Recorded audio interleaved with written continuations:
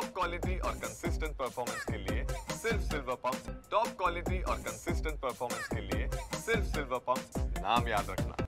8 मार्च 2023 रोजी शासनाने विद्यार्थ्यांच्या दप्तराचं वजन कमी करावं या उद्देशाने तो शासन आदेश काढला होता।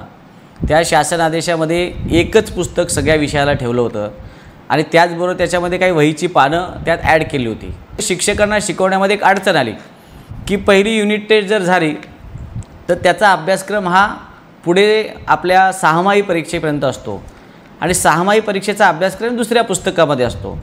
तर शिक्षकाला जेव्हा मागे येऊन काही रेफरन्सने शिकवायचं असतं, मागचा संदर्भ देऊन, मागच्या धड्याचा संदर्भ देऊन काही शिकवायचं असतं, त्यावेळेला तो अभ्यासक्रम किंवा ते पुस्तक त्यांना अवेलेबल होत नव्हतं। मग पुन्हा ते पुस्तक विद्यार्थ्यांना परत आणावं लागत होतं।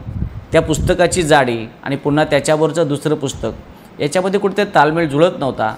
तर विद्यार्थी असतील, पालक असतील आणि शिक्षक असतील, या सर्वांकडनं शासनाने सर्वे करून घेतला आणि सर्वेअंती असे लक्षात आलं की ते इंटिग्रेटेड पुस्तक जे तयार केलं होतं त्या पुस्तकामध्ये काही त्रुटी आहेत आणि त्या त्रुटी लक्षात आल्यानंतर शासनाने पुन्हा निर्णय घेतला आणि आता शासन आदेश काढला की पूर्वीप्रमाणेच पुस्तकं असली गेली पाहिजेत।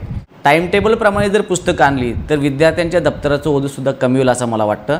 वह्या ज्या आहेत त्या वह्यासुद्धा जर त्यांनी ज्या आहेत गरजेनुसार आहेत त्या जरी आणल्या त्याच्यामध्ये कमी होऊ शकतं आहे, पण त्याचं प्लॅनिंग व्यवस्थित करणं गरजेचं आहे। शाळेतल्या सगळ्या शिक्षकांना तुमच्या माध्यमातून मी विनंती करतो की आपण व्यवस्थित नियोजन करावं, जेणेकरून विद्यार्थ्यांच्या पाठीवरती कोणत्याच प्रकारचं ओझं वाढणार नाही।